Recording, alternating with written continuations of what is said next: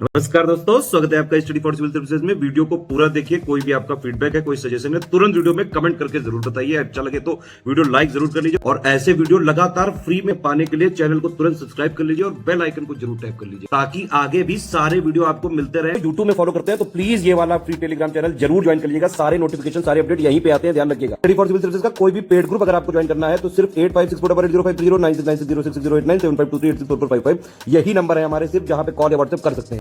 Instagram पे हमारा page जरूर फॉलो कर लीजिएगा, study4civil.services है। ट्विटर पे हमको जरूर फॉलो कर लीजिएगा, @study4civils है। सारे क्वेश्चन अटेम्प्ट करिए और स्कोर अपना तुरंत कमेंट करके बताइए।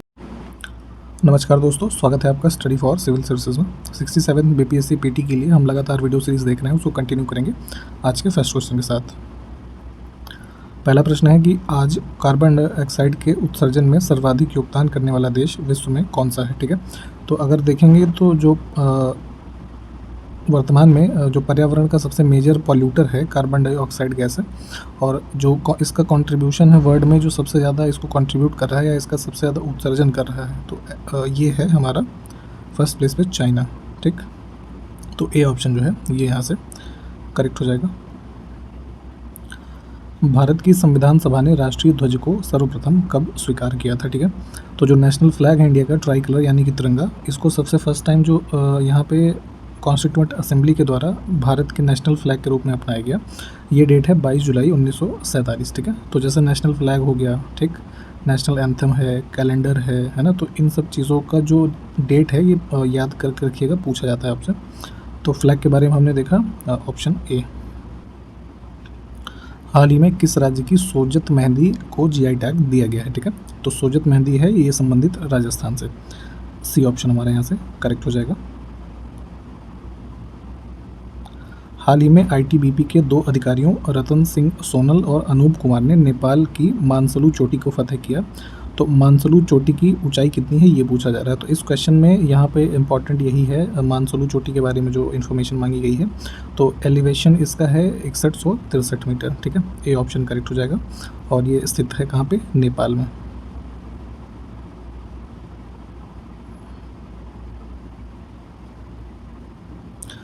अगला है, हाल ही में किस राज्य के मंत्रिमंडल ने बोडो भाषा को राज्य की आधिकारिक भाषा बनाने के लिए एक विधेयक को मंजूरी दी है। ठीक है, तो बोडो लैंग्वेज जो है यहाँ पे इसको स्टेट की ऑफिशियल लैंग्वेज बनाने के लिए बिल पास किया था असम के स्टेट ने। ठीक, डी ऑप्शन हमारा जो है ये करेक्ट हो जाएगा।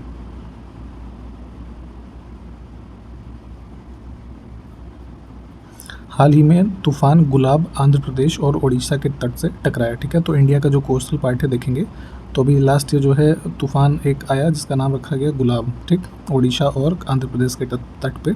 तो इस तूफान का नामकरण किस देश ने किया है। ठीक है, तो यहाँ पे जो हमारा गुलाब है इसका नामकरण किया गया था पाकिस्तान के द्वारा। ठीक,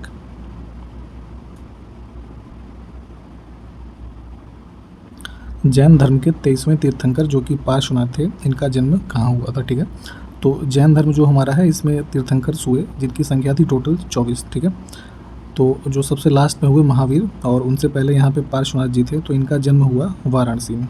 ठीक,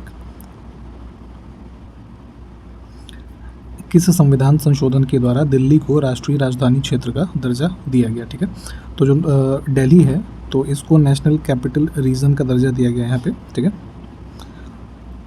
और ये अमेंडमेंट था हमारा 69th अमेंडमेंट। ठीक है, 1992 का। इसमें जो है इस अमेंडमेंट को यूज़ करके 2 अनुच्छेद जोड़े गए संविधान में, 239 AA और 239 AB। ठीक है, तो इन सब में जो है यहाँ पे ये स्पेशल प्रोविज़न किया गया दिल्ली के लिए।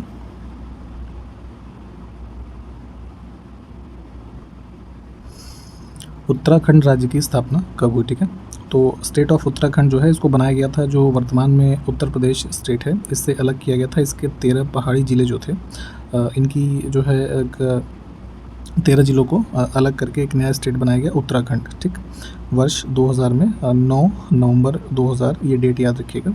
ठीक है, यहाँ से इनेक्टेड है। और जब ये स्थापित, मतलब ये जब 2000 में ये राज्य बना तो तब इसका नाम था उत्तरांचल। ठीक है, और बाद में इसको रीनेम किया गया है 2007 में। ठीक है, उत्तराखंड। अगला है ULFA militant belongs to which state, ठीक है। उल्फा उग्रवादी समूह एक है, ये संबंधित है हमारा नॉर्थ ईस्टर्न स्टेट असम से। किस वेद में सभा और समिति को प्रजापति की दो पुत्रियां कहा गया है, ठीक है। तो देखिए जो हमारा अथर्ववेद है, ठीक है, यहाँ पे लगभग 1500 ईसा पूर्व में जो वैदिक काल में आर्यों का शासन शुरू हुआ, तो यहाँ पे जो सभाएं होती हैं और समितियाँ होती हैं, ठीक है, तो इनके बारे में इस अथर्ववेद में सभा को और समिति को दोनों को प्रजापति की दो पुत्रियाँ बताया गया है, ठीक है, डॉटर।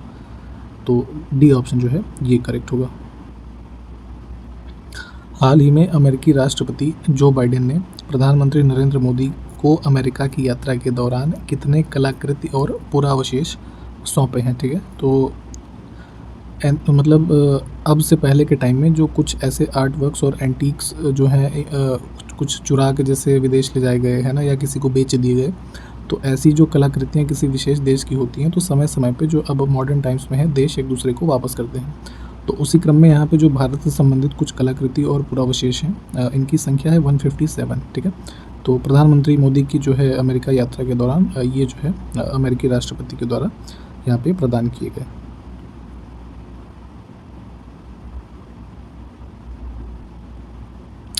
ऋग्वैदिक की सर्वाधिक सूक्त जो है वो किसको समर्पित है, ठीक है। तो जैसे वेदों में हमारे जो हैं कुछ हाइम्स दिए हुए हैं, सूक्त दिए हुए हैं, ठीक है। तो अगर हम बात करें ऋग्वेद की, तो ऋग्वेद में जो हमारे मैक्सिमम सूक्त हैं ये संबंधित हैं या समर्पित हैं भगवान इंद्र को, ठीक। बी ऑप्शन करेक्ट होगा। अगला है कि ऋग्वेद में युद्ध के देवता के रूप में किसे जाना जाता है, ठीक है, गॉड ऑफ वॉर, तो ये होते हैं इंद्र। अगला है गायत्री मंत्र किस पुस्तक में मिलता है, ठीक है। तो जो आप गायत्री मंत्र पढ़ते होंगे ना, ओम भूर्भुवस्सुः है ऐसे वाला, तत्सवितुर्वरेण्यम, तो इसका जो मेंशन मिलता है हमें ये ऋग्वेद में मिलता है। स्वचालित इंजनों हेतु निम्न में से कौन सा एक हिमरोधी के तौर पर प्रयुक्त होता है, ठीक है। तो एंटी फ्रीज की बात हो रही है। जो हमारे ऑटोमेटिक इंजन्स होते हैं व्हीकल में या फिर मान लीजिए किसी भी वाहन में, तो एंटी फ्रीज का यहाँ पे काम क्या होता है कि ये प्रोटेक्ट करता है हमारा जो ये इंजन होता है इसको ओवरहीट होने से, ठीक है। ओवरहीट नहीं होगा, टेम्परेचर को बैलेंस करेगा ताकि आपका जो परफॉर्मेंस है इंजन का वो बेहतर तरीके से हो पाए। तो यहाँ पे एथिलीन ग्लाइकॉल जो है इसको यूज़ करते हैं, ठीक है, as an antifreeze. Refrigerator में खाद्य पदार्थ को ताज़ा रखने हेतु सुरक्षित तापमान कौन सा होता है, ठीक है। तो अगर हम यहाँ पे बात करें तो फ़ारेनहाइट में ये हो जाएगा लगभग 40 डिग्री फ़ारेनहाइट के आसपास, और सेल्सियस में देखेंगे तो 4 डिग्री सेल्सियस हमारा हो जाएगा करेक्ट आंसर, ठीक है। एक ये आइडियल टेम्परेचर होता है जिसमें कि आपका फ्रीज़ भी नहीं होगा, बहुत चीज़ें जो भी हैं और वो फ्रेश होंगी। हाल ही में खबरों में रही द प्रेसिडेंशियल ईयर्स पुस्तक किस भारतीय राष्ट्रपति का संस्मरण है, ठीक है। तो यहाँ पे ये बुक है, मेमोयर है एक प्रणब मुखर्जी जी की, ठीक है। अभी हाल ही में 2020 में जो है इनका निधन भी हो गया, तो ए ऑप्शन जो है ये करेक्ट हो जाएगा। स्थल रुद्ध देशों में क्षेत्रफल के आधार पर सबसे बड़ा देश कौन सा है, ठीक है। तो लैंड लॉक कंट्रीज़ की बात हो रही है, तो अगर लार्जेस्ट देखें बाई एरिया तो इसमें कजाकिस्तान जो है ये करेक्ट आंसर हो जाएगा, ठीक है। इसको मैप में एक बार देख लीजिएगा, ये हमारा जो सेंट्रल एशियन रीजन है यहाँ पे स्थित है। हाल ही में जायद पुरस्कार 2021 किसे प्रदान किया गया है, ठीक है। तो यहाँ पे जायद अवार्ड दिया जाता है यूएई के अंदर, ठीक है। तो इसमें 2021 में जो मिला है ये मिला है इसमें 2 लोगों को मिला है, लतीफ़ा इब्न ज़ियाटेन और एंटोनियो गुटरेस, ठीक है। तो 2 लोग को संबंधित है, तो ई ऑप्शन चूज़ करेंगे हम, ठीक है। जब पानी में साधारण नमक मिलाया जाता है, ठीक है, तो पानी के क्वथनांक बिंदु और हिमांक बिंदु, ठीक है, बात हो रही है बॉइलिंग पॉइंट की और फ्रीजिंग पॉइंट की, ठीक है। तो इनमें क्या होगा, तो जब आप कॉमन सॉल्ट यानी कि NaCl ऐड करेंगे वाटर में, तो बॉइलिंग पॉइंट जो है वो आपका यहाँ पे इंक्रीज़ हो जाएगा और जो फ्रीजिंग पॉइंट है वो डिक्रीज़ हो जाएगा, ठीक है। तो जैसे कि आपने देखा होगा कि जो आइसक्रीम वगैरह सेल करते हैं तो अपने कंटेनर में जो है यहाँ पे लगाते हैं, जो आइस लगाते हैं तो वो उसमें जो है सॉल्ट ऐड करते हैं, ठीक है। तो वो क्या होता है कि जो रेट ऑफ फ्रीजिंग पॉइंट है, ठीक है, उसको डिक्रीज़ कर देता है, ठीक। तो इसमें से डी ऑप्शन चूज़ कर लेंगे। अगला है सीटी स्कैन करने में क्या प्रयोग में लाया जाता है, ठीक है। तो जो जैसे आपने देखा होगा स्पेशली ब्रेन वगैरह का जो सीटी स्कैन होता है, इसका फुल फॉर्म होता है कंप्यूटेड टोमोग्राफी, ठीक है। तो इसमें जो हम रेज़ यूज़ करते हैं ये हमारी एक्स रेज़ होती हैं, ठीक। यहाँ पे देखिए डी ऑप्शन जो है ये करेक्ट होगा। अगला है साउंड वेव्स के बारे में कुछ तथ्य लिखे हैं, इनमें से देखते हैं जो है क्या सही हो सकता है, ठीक। तो साउंड वेव जो है हमारा ठोस और गैसियस माध्यम जो है इन दोनों में ट्रैवल कर सकती है, तो इस वाले ऑप्शन को हम चूज़ करेंगे। अगला है पराश्रव्य ध्वनियाँ यानी कि अल्ट्रासोनिक साउंड्स जो होते हैं उनकी आवृत्ति यानी फ्रीक्वेंसी कितनी होती है, ठीक। तो जैसे हमारी एक ऑडिबल रेंज होती है 20 हर्ट्ज से, है ना। तो यहीं पे अगर हम अल्ट्रासोनिक की बात करेंगे तो इनकी जो फ्रीक्वेंसी होती है ये मोर देन 20,000 हर्ट्ज से ज़्यादा होती है, ठीक है।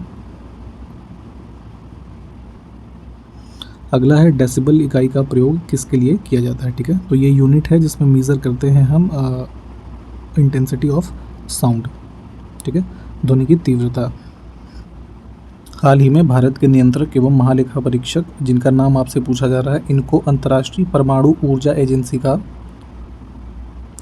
बाहरी लेखा परीक्षक चुना गया है, ठीक है। तो एक एक्सटर्नल ऑडिटर यहाँ पे चुना जाता है जो इंटरनेशनल एटॉमिक एनर्जी एजेंसी है, ठीक है, इसके लिए। तो इसमें एक्सटर्नल ऑडिटर के रूप में चुना गया है जो हमारे सीएजी हैं भारत के, गिरीश चंद्र मुर्मू, ठीक है, इनको ही चुना गया था। ए ऑप्शन करेक्ट हो जाएगा। अगला है सर्ग, प्रतिसर्ग, वंश, मनवंतर और वंशानुचरित किसके संकेतक हैं, ठीक है। तो जो हमारे पुराण हैं, है ना, पुराण जितने भी हैं तो इनसे संबंधित हैं हमारे ये सारे इंडिकेटर्स। तो बी ऑप्शन जो है इसको चूज़ करेंगे। महाभारत मूलतः किस रूप में जानी जाती थी, ठीक है। तो जो महाभारत काव्य है ओरिजिनली अगर हम देखेंगे इसको तो यहाँ पे वैदिक टाइम से ही इसको जय संहिता के रूप में जाना जाता है, ठीक। डी ऑप्शन हमारा करेक्ट होगा। अगला आपसे पूछा जा रहा है कि ऋग्वेद की मूल लिपि कौन सी थी, ठीक है। तो हमारे जो वेदास हैं इनकी जो लिपियाँ होती हैं इनको आप देख लीजिएगा एक बार। और अगर हम ऋग्वेद की बात करें तो इसकी जो बेसिक स्क्रिप्ट थी ये थी हमारी यहाँ पे ब्राह्मी, ठीक है, डी ऑप्शन। वैदिक कर्मकांड में होता का संबंध जो है वो किससे है यहाँ पे, ठीक। तो यहाँ पे देखेंगे तो होता का संबंध जो है हमारा ये ऋग्वेद से है, ठीक है। और होता कौन होते थे कि जो ये प्रीस्ट होते हैं, है ना, पुरोहित, ठीक है, इनको ही ऋग्वेद में यहाँ पे होता कहा जाता था। अवेस्ता और ऋग्वेद में समानता है और अवेस्ता किस क्षेत्र से संबंधित है, ठीक है। तो जैसे यहाँ पे हमारे भारतीय क्षेत्र में देखेंगे तो ऋग्वेद जो है ये प्रचलित है काफ़ी। तो अवेस्ता जो बिलोंग करता है ये ईरान का जो रीजन है, ठीक है, यहाँ से संबंधित है। निम्नलिखित में से कौन सी गैस ओजोन परत के ह्रास के लिए सर्वाधिक उत्तरदायी है, ठीक है। तो हमारा देखेंगे यहाँ पे तो स्ट्रेटोस्फीयर में जो एक ओजोन लेयर है, ठीक, जो कि हमारा जो सन से यहाँ पे हार्मफुल अल्ट्रावायलेट रेज वगैरह आती हैं इसको अब्जॉर्व करता है, ठीक है, ताकि जो हार्मफुल रेडिएशन है वो अर्थ पे ना पहुँचे। तो अब चूँकि हो क्या रहा है कि नीचे इंडस्ट्रियल वेस्ट के रूप में और डोमेस्टिक घरों के जो अप्लाइंसेस है उसके रूप में हमारा जो CFC है यानी क्लोरोफ्लोरोकार्बन, ठीक है, इन सब का कंजम्पशन हाल के दिनों में बहुत ज़्यादा बढ़ गया, ठीक है। तो इन सब चीज़ों की वजह से जो ओजोन लेयर है, ठीक है, ये धीरे धीरे डिक्रीट हो रही थी, है ना, इसमें ह्रास हो रहा था। तो यहाँ पे इसको प्रोटेक्ट करने के लिए जो समय समय पर तमाम हमारे प्रोटोकॉल्स भी हैं। तो आप किसी एक ऐसे लेटेस्ट प्रोटोकॉल का नाम बताइए जो कि ओजोन लेयर के प्रोटेक्शन के लिए अभी किया गया हो, ठीक है। तो यहाँ से फ़िलहाल जो है हमारा ये जो बी ऑप्शन है ये करेक्ट हो जाएगा।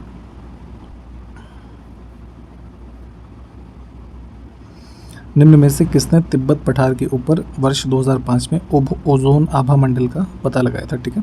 तो ओजोन से संबंधित एक हैलो का जो कॉन्सेप्ट यहाँ पे डिस्कवर किया गया। तिब्बतन प्लेटू जो है हमारा इधर इंडियन नेपालीज जो बॉर्डर है, ठीक है, इस एरिया के पास। तो यहाँ पे ये कॉन्सेप्ट दिया गया 2005 में W केंट मूर के द्वारा, ठीक है। अब यहीं पे देखिए ओजोन परत के लिए जो अंतर्राष्ट्रीय संरक्षण का दिवस मनाया जाता है, ठीक है, ये कब होता है, तो ये होता है हमारा प्रतिवर्ष 16 सितंबर को। भारत के संविधान के किस भाग में हम नागरिकता के प्रावधानों को पाते हैं, ठीक है। तो अलग अलग भाग जो संविधान के हैं वो अलग अलग प्रावधानों से संबंधित हैं। उसी क्रम में जो सिटीजनशिप है हमारी ये भाग 2 में है, ठीक है, जिसमें कि अनुच्छेद 5 से लेके 11 तक प्रावधान दिए हैं, ठीक।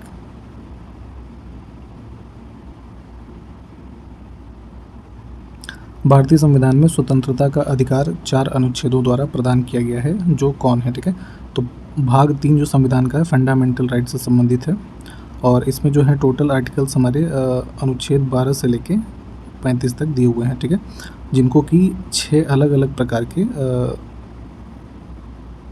मतलब ऐसा समझिए कैटेगरी में बांटा गया है।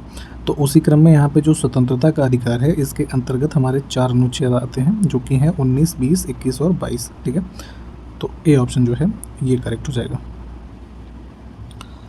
अगला देखें कि भारतीय संविधान में जैसा निहित है निम्न में से कौन सा समानता के मौलिक अधिकार में सम्मिलित नहीं है। ठीक है, तो अभी हमने देखा था कि जैसे 14 से 18 तक जो हमारे आर्टिकल्स हैं, ठीक है, ये राइट टू इक्वालिटी वाले आर्टिकल्स हैं। ठीक है, जिसमें कि हमारे यहाँ पे देखिए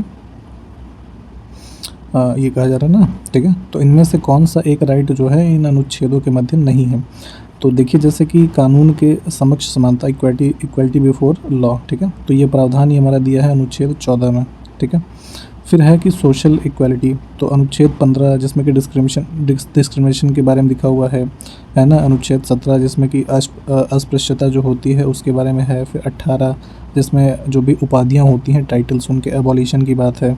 ठीक है, तो ये उससे संबंधित हो गया। फिर है अवसर की समानता, तो पब्लिक एम्प्लॉयमेंट के मैटर में यहाँ पे इक्वालिटी ऑफ अपॉर्चुनिटी की बात की गई है अनुच्छेद 16 में। ठीक है, परंतु इकोनॉमिक इक्वालिटी की बात जो है ऐसा कोई कॉन्सेप्ट यहाँ पे फंडामेंटल राइट्स में नहीं है। तो डी ऑप्शन जो है इसको चूज़ कर लेंगे। सॉरी, हाँ, डी नहीं है तो ई जो है इसको चूज़ करेंगे। बाकी के 3 जो हैं हमारे ठीक थे। मद्रास राज्य बनाम दोराय राजन, यानी कि एक महानुभाव थे, उनका नाम था चंपकम दोराय राजन। ठीक है, तो 1951 का एक ये मुकदमा था जिसमें कि सर्वोच्च न्यायालय ने एक निर्णय दिया जिसके परिणाम स्वरूप निम्न में से किस मौलिक अधिकार को संशोधित किया गया। ठीक है, तो यहाँ पे जो राइट अगेंस्ट डिस्क्रिमिनेशन यानी कि भेदभाव के विरुद्ध अधिकार है हमारा। ठीक है, इसके अंतर्गत हमारे संशोधन किए गए थे। भारत के निम्न स्थानों में से कौन सा स्थान मैंग्रोव वनस्पति के लिए प्रसिद्ध है? ठीक है, तो मैंग्रोव टाइप की जो हमारी वेजिटेशन होती है, ऐसे स्मॉल हर्ब्स टाइप के पेड़ होते हैं। ठीक है, श्रब्स टाइप के, तो कोस्टल रीजन में जो तटीय इलाके होते हैं वहाँ पे काफ़ी ज़्यादा संख्या में पाए जाते हैं। तो इंडिया में जैसे आप ये मैप देख रहे हैं इंडिया का, तो ये जो वेस्ट बंगाल का इधर वाला बे ऑफ बंगाल वाला रीजन है, सुंदरबन यहीं पे एरिया है। तो सुंदरबन मैंग्रोव जो है ये काफ़ी ज़्यादा फेमस है। तो इसमें से सी ऑप्शन हमारा करेक्ट हो जाएगा। ठीक है, ये one of the biggest mangroves हैं एशिया के अंदर। ठीक है, तो सी ऑप्शन हमारा करेक्ट हो जाएगा। पर्यावरण का संतुलन बनाए रखने के लिए वनांतर्गत क्षेत्रफल कितना होना चाहिए? ठीक है, तो इन्वायरमेंट का जो बैलेंस है ना सोसाइटी के साथ, वो बना रहे तो कितना प्रतिशत एरिया है किसी पर्टिकुलर एरिया का जो फॉरेस्ट के अंदर होना चाहिए? ठीक है, तो मिनिमम फॉरेस्ट जो अंतर्राष्ट्रीय स्टैंडर्ड्स के हिसाब से है वो 33% जो है वो होना चाहिए, परंतु भारत में क्या है, इससे कम है। तो आप जो अभी हाल ही में ISFR रिपोर्ट 2021 की आई है उसके अनुसार भारत में कितने प्रतिशत वन क्षेत्रफल है, ये आप हमको कमेंट करें। निम्न में से कौन विद्युत का सर्वोत्तम चालक है? ठीक है, तो कंडक्टर ऑफ इलेक्ट्रिसिटी अगर देखेंगे तो सबसे ज़्यादा अगर बेस्ट कंडक्टिविटी इन सभी माध्यम में हम देखेंगे तो यहाँ पर सिल्वर यानी कि चांदी जो होता है, इस मेटल में कंडक्टिविटी इलेक्ट्रिसिटी की सबसे ज़्यादा होती है। गौतम बुद्ध की माँ किस वंश से संबंधित थी? ठीक है, तो गौतम बुद्ध जी जो थे इनकी मदर का नाम था माया। ठीक है, और ये संबंधित थी कोली वंश से, और बाद में जो है यहाँ पे डी ऑप्शन हम चूज़ करेंगे। ठीक, कोली वंश से संबंधित थी और इनका फिर विवाह हुआ था किंग शुद्धोधन से, जो कि किंगडम ऑफ कपिल वस्तु जो था, ठीक है, वहाँ के राजा थे। ठीक,